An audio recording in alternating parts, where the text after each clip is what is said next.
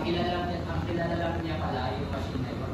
Ang subscription pala hindi account-based, kundi machine-based. So, sayang. So, pag luma na yung machine, you have to buy another license. So, yan po ang itsura niya.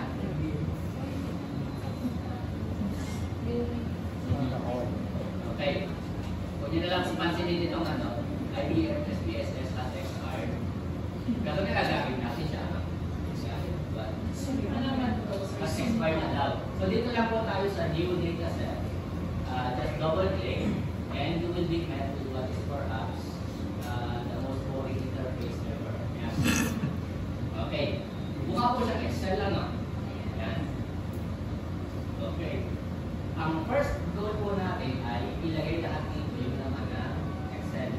There are specific training po kung paano ba magpakalan ng variables, mga ganyan-ganyan. Pero we will skip that. I will teach you a shortcut. Yan. So, halimbawa po dito, let's start with age. So, ito ang dito. Yan. Highlight po lang po natin. Yan. Dito lang po. So, po yung pinupit ko na yung ginawa ninyo kanina. Gawin nyo ganyan. So, copy po natin. So, ganito po siya. Kasi nyo po, kinapit ko din yung mga headers. Kinapit ko din yung mga headers. Una, gawin ko siya yung yung mga nasa YouTube. Yan. Pag ginawa natin ay ganito, then we paste. Okay. So, pinis natin, straight yung mga variables. Kailangan natin siyang i-rename na isa-isa. Na okay lang naman. Pero, we can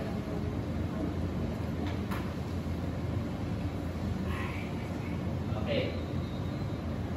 Pwede natin isama yung kanyang header. Okay. Pag paste po natin, right click, paste with variable names.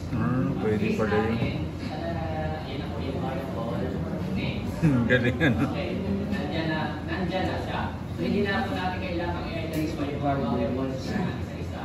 Yan. Pag tingin mo natin sa variable view, pinangalanan na po yung mga variables para sa atin. Automatic okay. na. Pwede po natin ipa-identify sa Excel anong ibig sabihin ng mga values. Since hindi naman tayo interested in comparing according to age and educational attainment, kung na natin silang bigyan ng values kasi correlation siya. Yan. Doon na lang tayo sa comparative, sa civil status. Under civil status, meron tayong values na ang mga values natin sa civil status is 1 and 2. Yan. If I'm not mistaken, 1 means single. Yan. Bisaya ka man doon? Okay. So, nandiyan na siya. We can also, kung gusto natin ang frequency distribution, pwede din natin natin ang values itong mga ito. Pero nagawa na natin siya sa Excel. Pero just to show you, analyze descriptive frequencies. Ilahin na lang natin ito sa yung status. Blah, blah, blah, blah, blah, blah. Kung sa result, ayun na agad. No formula, no nothing. Yan. Mag-i-click ka lang. Ang bilis! Sabi lang natin hindi ako. Hindi ka masyado ko na yan. Pero hindi ko alam paano. For karamihan po, nagagamitin natin sa SPSS ay nandito sa tab na analyze. Yan. Pag gusto po natin ng basic stats, nandun po yung sa statistics. All po po, pagkakalay na kayo sa Excel, basta lang bilhin yung Excel pagdating sa SPSS. Okay, pero kung tinatamad tayo, frequencies, yan. So, hahanapin niyo yung variable na yun. Actually, pwede siyang sabay-sabay. Pero ang nilagyan ko naman ng value sa civil status, tag niyo siya, pwede niyo siyang naman na natin kalagay. Yan. So, meron na tayo ilan siya, total of 50. Tapos meron Bilis di ba? Valid person, nag-a-apply siya, nag-a-facing valid percentage. Roulette na.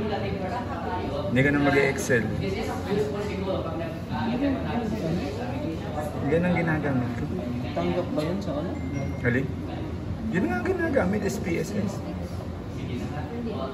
Walang tanong dyan pag yun ang tingnan ginamit natin, mo. gagawa natin ng descriptive statistics yung lahat ng profile. Ayun. Pero sa age, dito sa educational at age, kung makikita lang natin yung number because I did not assign a description for the values. Okay, so nandito na siya sa age. Yan. Since marami yung age, hindi siya naka-bracket, hindi sa isa niya. Yan. Kasi ito yung educational attainment, siguro ito yung elementary, high school, college, or what. Tingnan natin sa questionnaire. Nabilang natin yan. So kung wala kang in-assign na value, yan ang lalabas. Pero pag nag-assign ka ng value, ang lalabas ay yun. Saan mo ulit maglagay ng value? Ay, Maglagay ng value? Saan mo ulit maglagay? i-erase natin lahat yan. Hindi ko lalagyan ng value yung lahat ng age. Teka, tingin tayo sa question. Nalimutan ko dito sa questionnaire. Hindi mo dami-dami, yung educational. Yan, teka, doon tayo sa tamad ako. Yan, sabi ko na lang ito. Ang una ay no formal education. Sabi ko na lang ito. Dalawang tamad.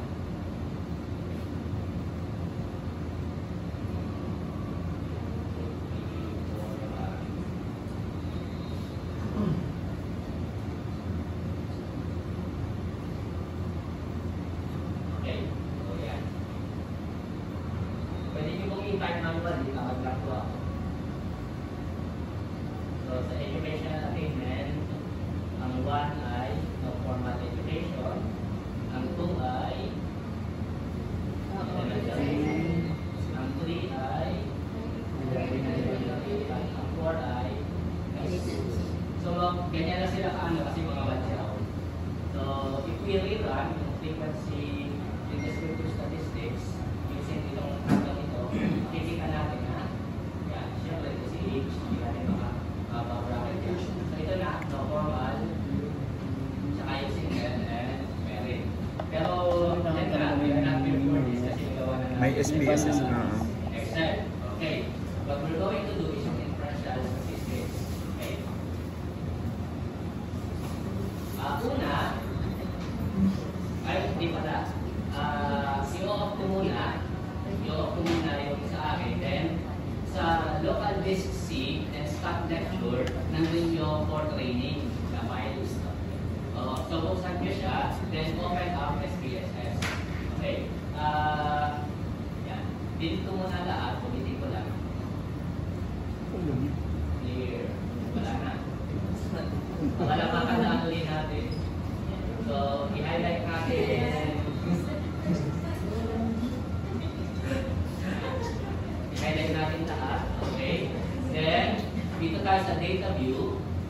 Data view, right click, paste is variable name. So, kahit yan lang muna. Kasi kahit lagay nyo lang muna sa save status para ma-experience lang. One is single. Okay.